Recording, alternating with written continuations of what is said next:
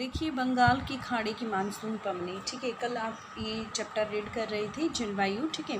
आज हम स्टार्ट करते हैं यहाँ से। ये आपका टॉपिक मैंने आपको लास्ट टाइम क्लियर करवाया था। देखिए बंगाल की खाड़ी की मानसून पवनों की शाखा म्यांमार के तट तथा दक्षिणी पूर्वी बांग्लादेश के एक थोड़े से भाग से टकराती हैं। जो बंगाल की खाड़ी की मानसून पवनों की यदि हम बात करें तो यहाँ की जो शाखा है वह म्यांमार का तट व दक्षिणी पूर्वी बांग्लादेश का जो थोड़ा सा भाग है उससे टकराती है। किंतु म्यांमार के तट पर स्थित अराकन पहाड़ियाँ इस शाखा के एक बड़े हिस्से को भारतीय उपमहाद्वीप की ओर विक्षेपित कर देती हैं। देखिए थोड़े से हिस्से से टकराती हैं, लेकिन यदि यहाँ पर स्थित हम पहाड़ियाँ हैं, कौन सी पहाड़ियाँ हैं? अराकन पहाड़ियाँ हैं। तो इन पहाड़ियों से मतलब जो यह टकरा कर और मतलब इसे भारत की तरफ विक्षेपित कर देती हैं। इस प्रकार मानसून पश्चिमी बंगाल बांग्लादेश में दक्षिणी पश्चिमी दिशा की अपेक्षा दक्षिणी व दक्षिणी पूर्वी दिशा से प्रवेश करती हैं। यहाँ से यह शाखा हिमालय पर्वत, देखिए कौन सी डायरेक्शन में, दक्षिणी व दक्षिणी पूर्वी दिशा में प्रवेश करती है और यहाँ से यह शाखा हिमालय पर्वत भारत के उत्तर पश्चिम में स्थित तापीय निम्न दाब के प्रभाव अधीन दो भागों में बट जाती हैं। देखिए यहाँ से ये शाखा कहाँ पे, एक हिमालय पर्वत और दूसरा उत्तर पश्चिम में स्थित तापीय निम्न दाब के प्रभावाधीन से दो भागों में बट जाती हैं। इसकी एक शाखा जो है वह गंगा के मैदान से के साथ साथ पश्चिम की ओर बढ़ती है और पंजाब के मैदान तक पहुँचती है। गंगा का जो मैदान है उसके साथ साथ पश्चिम की ओर जाएगी तो हमारा कौन सा स्टेट, पंजाब का जो मैदान है वहाँ तक पहुँचती है। इसकी जो दूसरी शाखा है वह उत्तर व उत्तर पूर्व में स्थित ब्रह्मपुत्रा घाटी में बढ़ती है। एक कहाँ पर आई, गंगा नदी की तरफ आई, दूसरी हमारी ये कहाँ है, ब्रह्मपुत्रा की तरफ। ब्रह्मपुत्रा कहाँ पर है, अरुणाचल प्रदेश, असम वगैरह जो ये स्टेट हैं यहाँ से, तो एक उस घाटी की तरफ जाती हैं। इसकी एक उपशाखा मेघालय में स्थित गारो और खासी की पहाड़ियों से टकराती है। गारो और खासी पहाड़ियाँ कहाँ पर है, मेघालय में है। इसकी एक उपशाखा उनसे टकराती है।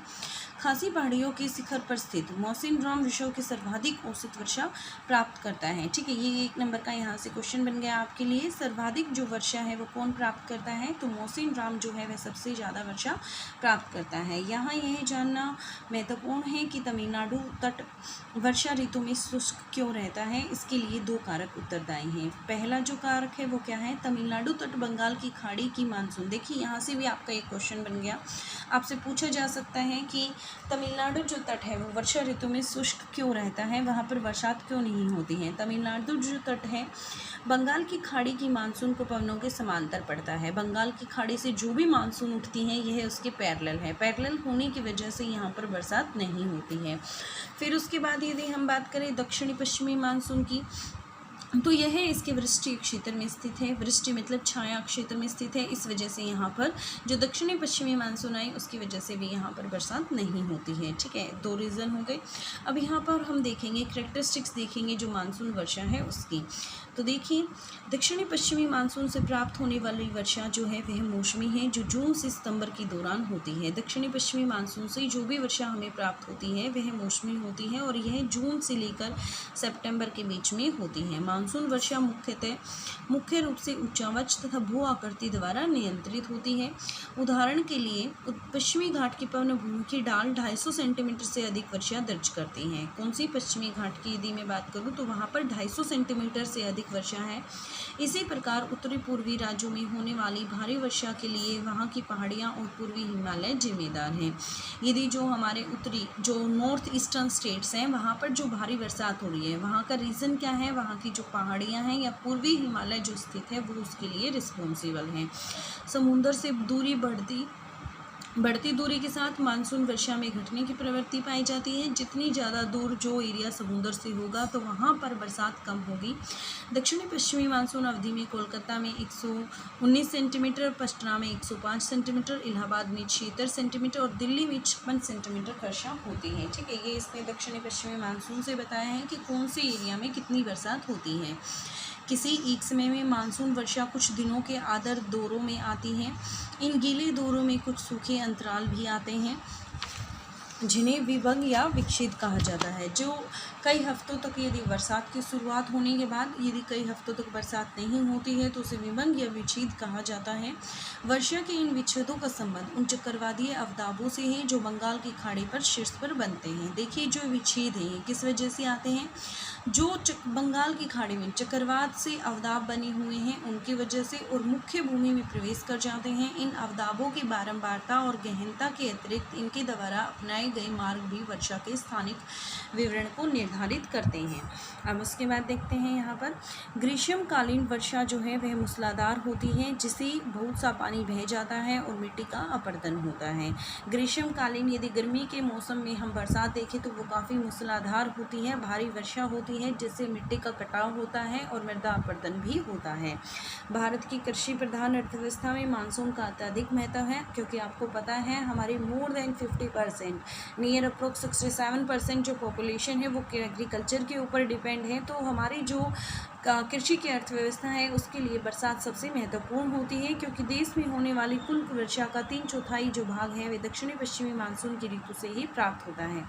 75% जो रेन है वो हमें दक्षिणी पश्चिमी मानसून से ही प्राप्त होती है। मानसून वर्षा का स्थानिक वितरण भी असमान है, जगह के अकॉर्डिंग मानसून वर्षा कहीं पर ज़्यादा है, कहीं पर कम है।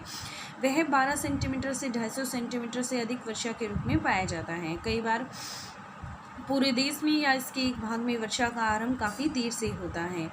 कई बार वर्षा सामान्य से पहले समाप्त हो जाती है, इसलिए खड़ी फसलों को तो नुकसान पहुंचता ही है, शीतकालीन फसलों को बोने में भी कठिनाई आती है। देखिए कई बार ऐसा होता है कि मतलब वर्षा का जो टाइम पीरियड है वह समय से पहले समाप्त हो जाता है। तो इस स्थिति में क्या प्रॉब्लम क्रिएट होती है कि जो खड़ी फसलें हैं उनमें तो नुकसान होता ही है, अपितु जो हम शीतकालीन जो फसलें बोते हैं उनमें भी नुकसान आता है, क्योंकि मिट्टी जो है वह सूखी हो जाती है। मानसून की निवर्तन की ऋतु अक्टूबर और नवंबर के महीनों को मानसून की निवर्तन की ऋतु कहा जाता है। सितंबर के अंत में सूर्य की दक्षिणायन स्थिति होने के कारण गंगा के मैदान पर स्थित निम्न वायुदाब द्रोणी भी दक्षिण की ओर खिसकना आरंभ कर देती है। देखिए मैंने आपको क्लियर किया था कि यहाँ पर बरसात क्यों आती है, क्योंकि जो ये हमारा मैदानी अक्षेत्र है, गंगा के मैदान वाला जो अक्षेत्र है, यहाँ पर जो प्रेशर है वो निम्न वायुदाब वाला प्रेशर है, ठीक है। तो यहाँ पर ये भी दक्षिण की तरफ खिसकना प्रारंभ कर देता है, क्योंकि दक्षिण में यदि हमें सितंबर के बाद के अक्टूबर और नवंबर मंथ की बात करूँ तो उस टाइम पे जो सन है वह भी कौन सी सिचुएशन दक्षिण की तरफ मतलब उसकी जाना स्टार्ट कर देता है। इससे दक्षिणी पश्चिमी मानसून कमज़ोर पड़ने लग जाती है। मानसून सितंबर के पहले सप्ताह में पश्चिमी राजस्थान से लौटता है। मानसून कब लौटता है? सितंबर में राजस्थान से लौटता है। इस महीने के अंत तक मानसून राजस्थान, गुजरात और पश्चिमी गंगा मैदान तथा मध्यवर्ती उच्च भूमियों से लौट चुकी होती है। अब देखिए अक्टूबर के आरंभ में बंगाल की खाड़ी के उत्तरी भागों में स्थित हो जाना और नवंबर के शुरू में यह कर्नाटक और तमिलनाडु की ओर बढ़ जाता है। देखिए इसके हर मंथ की लोकेशन अलग अलग स्टेट के एक्सप्लेन की गई है। फिर दिसंबर के मध्य तक यह निम्न वायुदाब का केंद्र प्रायद्वीपीय से पूरी तरीके से हट चुका होता है। दिसंबर तक दक्षिणी पश्चिमी जो मानसून है वह प्रायद्वीपीय क्षेत्र से भी हट चुका होता है। दैट मीन्स अब वहाँ पर दक्षिणी पश्चिमी मानसून की वजह से बरसात नहीं हो सकती है। मानसून की निवर्तन की ऋतु में आकाश जो है वह स्वच्छ हो जाता है और तापमान जो है वह बढ़ने लग जाता है। जमीन में अभी भी नमी होती है और उच्च तापमान और आर्द्रता की दिशाओं से मौसम जो है वह कष्टकारी हो जाता है। आमतौर पर इसे कार्तिक मास की उष्मा कहा जाता है, ठीक है। इसे क्या कहा जाता है? कार्तिक मास की उष्मा कहा जाता है, क्योंकि बरसात की जाने की वजह से यहाँ के जो टेम्परेचर है वह बढ़ने लग जाता है और जो ज़मीन में नमी है ज़मीन में नमी अभी भी रहती है और टेम्परेचर ज़्यादा होता है और मौसम काफ़ी कष्टकारी हो जाता है। अक्टूबर के उत्तरार्ध की बात करें तो तापमान जो है वह तेज़ी से गिरने लगता है। जैसे ही अक्टूबर मंथ स्टार्ट होता है तो तापमान जो है टेम्परेचर जो है वह घटने लग जाता है, गिरने लग जाता है। तापमान में यह गिरावट उत्तरी भारत में विशेष तौर पर देखी जा सकती है। आप उत्तरी भारत में मतलब जो टेम्परेचर डिक्रीज़ हुआ है वह गिरावट ऑब्जर्व कर सकते हैं। मानसून के निवर्तन की ऋतु में मौसम उत्तरी भारत में सूखा होता है। मानसून के जब निवर्तन की बात आती है तो वहाँ पर मौसम जो है वह सूखा होता है, जबकि प्रायद्वीपीय के पूर्वी भागों में वर्षा होती है और यहाँ अक्टूबर नवंबर वर्ष के सबसे अधिक वर्षा वाले महीने होते हैं, क्योंकि यहाँ से जो प्रायद्वीपीय भारत है यहाँ से मानसून लौट रहा होता है और लौटने की सिचुएशन में यहाँ पर बरसात होती है। यहाँ पर यदि हम बात करें उत्तरी भारत की तो उत्तरी भारत जो है वह सूखा हो जाता है और दक्षिणी भारत की बात करें तो अक्टूबर और नवंबर महीने में यहाँ पर बरसात होती है। इस ऋतु की व्यापक वर्षा का संबंध जो है वह चक्रवातीय अवदाबों के मार्गों से है, जो जो अंडमान समुद्र में पैदा होते हैं। देखिए यहाँ पर जो व्यापक वर्षा हो रही है उसका सबसे बड़ा रीजन क्या है, जो चक्रवातीय अवदाब है वो इसका सबसे बड़ा रीजन है, जो अंडमान में पैदा होते हैं और दक्षिणी प्रायद्वीपीय के पूर्वी तट को पार करते हैं। दक्षिणी जो हमारा प्रायद्वीपीय भाग है वहाँ के पूर्वी तट को पार करते हैं। ये उष्णकटिबंधीय चक्रवात जो हैं वह अत्यंत विनाशकारी भी हो सकते हैं। गोदावरी, कृष्णा और अन्य नदियों के घने बसे डेल्टाई प्रदेश इन तूफानों के शिकार हो जाते हैं। ठीक है, कौन कौन सी नदियों के जो डेल्टा, मेनली गोदावरी और कृष्णा के जो डेल्टा है वो इन तूफानों के शिकार हो जाते हैं। हर साल चक्रवातों से यहाँ आपदा आती है। जब भी अक्टूबर और नवंबर की सिचुएशन आती है तो यहाँ पर इन चक्रवातों की वजह से आपदा की सिचुएशन क्रिएट हो जाती है। ठीक है, फिर उसके बाद देखते हैं हम यहाँ पर चक्रवातीय तूफान पश्चिमी बंगाल और बांग्लादेश और म्यांमार के तट से भी टकराते हैं। कोरोमंडल तट पर होने वाली अधिकांश वर्षा इन अवदाबों और चक्रवातों से प्राप्त होती है। ऐसे चक्रवातीय तूफान अरब सागर से कम उठते हैं। ऐसे ये जो चक्रवातीय तूफान हैं ये अरब सागर से कम उठते हैं। मेनली अंडमान से आते हुए हमारे जो पूर्वी तट है वहाँ से एंटर करते हैं। भारत की परंपरागत ऋतुएं देख लेते हैं। अब भारतीय परंपरा के अनुसार वर्ष को द्विमासिक 6 ऋतुओं में बांटा गया है। द्विमासिक 6 ऋतुओं में बांटा गया है। उत्तरी और मध्य भारत में लोगों द्वारा अपनाए जाने वाले ऋतु चक्र का उनका अपना अनुभव और मौसम के घटक का प्राचीन काल से ही चला आया ज्ञान है, लेकिन ऋतुओं की यह अवस्था दक्षिणी भारत की ऋतुओं से मेल नहीं खाती हैं, जहां ऋतुओं में थोड़ी सी भिन्नता पाई जाती है। देखिए उत्तरी भारत और दक्षिणी भारत की जो ऋतुएं हैं, ठीक है, उनमें डिफरेंसेस हैं उनके, क्योंकि उनका टेम्परेचर, मौसम जो है उनका अलग अलग होता है। तो यहाँ पर हम बात कर लेते हैं, ये भारतीय कैलेंडर के अनुसार जो महीने होते हैं। बसंत की यदि मैं बात करूँ तो भारतीय के अकॉर्डिंग बसंत कब आती है, चैत्र और बैसाख में। चैत्र और बैसाख कब आता है, मार्च और अप्रैल में।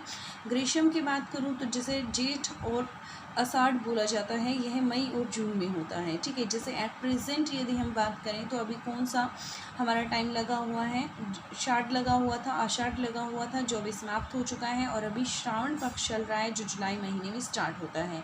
जो जुलाई और अगस्त हैं यह वर्षा के मौसम होते हैं। शरद की बात करें तो वह आश्विन और कार्तिक है जो सितंबर और अक्टूबर में है। हेमंत की बात करें तो वह मार्गशीर्ष पोह है नवंबर और दिसंबर में, और शिशिर की बात करें तो वह माघ फाल्गुन है जो जनवरी और फरवरी में है। ठीक है, क्लियर हो गया। अब उसके बाद वर्षा के वितरण की बात कर लेते हैं। भारत में औसत वार्षिक वर्षा लगभग 125 सेंटीमीटर है, लेकिन इसमें अक्षेत्रीय विभिन्नताएं पाई जाती हैं। कहीं पर वर्षा कम होती है, कहीं पर ज़्यादा होती है। तो ये स्थानों के अनुसार जो वितरण है वह असमान है। अधिक वर्षा वाले क्षेत्र, अधिक वर्षा जो है पश्चिमी तट, पश्चिमी घाट, उत्तर पूर्व के उप हिमालय क्षेत्र तथा मेघालय की पहाड़ियों में होती है। यहाँ वर्षा 200 सेंटीमीटर से अधिक होती है। खासी और जयंती पहाड़ियों की यदि बात करूँ तो यहाँ पर वर्षा 100 सेंटीमीटर से भी अधिक होती है। ब्रह्मपुत्रा घाटी तथा निकटवर्ती पहाड़ियों पर वर्षा 200 सेंटीमीटर से कम होती है। मध्य वर्षा के क्षेत्र देख लेते हैं। मध्य वर्षा के क्षेत्र देख लेते हैं। गुजरात का दक्षिणी भाग है, पूर्वी तमिलनाडु, उड़ीसा सहित उत्तर पूर्वी प्रायद्वीपीय हैं, झारखंड, बिहार, पूर्वी मध्य प्रदेश, उप हिमालय के संलग्न के गंगा का उत्तरी मैदान, कछार घाटी, मणिपुर में वर्षा 100 से 200 सेंटीमीटर के बीच में होती है। कम वर्षा कहाँ होती है, जो पश्चिमी उत्तर प्रदेश है, दिल्ली है, हरियाणा है, पंजाब, जम्मू कश्मीर, पूर्वी राजस्थान, गुजरात, दक्कन प्लेटू है, और यहाँ पर जो बरसात है वह 50 से 100 सेंटीमीटर के बीच में होती है। अपर्याप्त वर्षा के क्षेत्र देख लेते हैं। प्रायद्वीपीय के कुछ भाग विशेष रूप से आंध्र प्रदेश, कर्नाटका, महाराष्ट्र में, लद्दाख और पश्चिमी राजस्थान के अधिकतर भागों में 50 सेंटीमीटर से कम वर्षा होती है। हिमपात हिमालय क्षेत्रों तक सीमित रहता है। उसके बाद देखिए वर्षा की परिवर्तिता क्या होती है। भारत एक वर्षा का विशिष्ट लक्षण उसकी परिवर्तिता है। वर्षा की परिवर्तिता को अभिलिखित निम्नलिखित सूत्र द्वारा किया जाता है। विचरण गुणांक it is equal to मानक विचलन डिवाइडेड बाय माध्य इंटू 100। विचरक गुणांक का मान वर्षा के मध्यमान से हुए विचलन को दिखाता है। ठीक है, विचरण गुणांक क्या दिखाता है, जो मध्यमान है। ठीक है, किसका, मध्यमान से हुए विचलन को रिप्रेजेंट करता है। बरसात की कुछ स्थानों की वार्षिक वर्षा में 20 से 50% का विचलन होता है। कितना होता है 20 से 50 तक। विचरण गुणांक की मान भारत में वर्षा की परिवर्तनता को प्रदर्शित करता है। 25% से कम परिवर्तनता जो है वह पश्चिमी घाट, पश्चिमी तट, उत्तर पूर्वी प्रायद्वीपीय, गंगा के पूर्वी मैदान है, उत्तर पूर्वी भारत है, उत्तराखंड है, हिमाचल प्रदेश, जम्मू एंड कश्मीर के दक्षिणी पश्चिमी भाग में पाई जाती हैं। इन क्षेत्रों में जो वर्षा है वह 100 सेंटीमीटर से अधिक होती है। और 50% से अधिक परिवर्तनता जो है वह राजस्थान में पश्चिमी भाग, जम्मू कश्मीर के उत्तरी भाग और दक्कन प्लेटो के आंतरिक भागों में पाई जाती हैं। इन क्षेत्रों में जो है वह वार्षिक वर्षा 50 सेंटीमीटर से कम होती है। भारत के शेष भागों में परिवर्तनता 25 से 50% होती है। इन क्षेत्रों में वार्षिक वर्षा 50 से 100 सेंटीमीटर के बीच में पाई जाती है। ठीक है, क्लियर हो गया आपको इतना। चलिए, जो बाकी टॉपिक है वो हम कल करेंगे। कल आपका चैप्टर कंप्लीट हो जाएगा ये।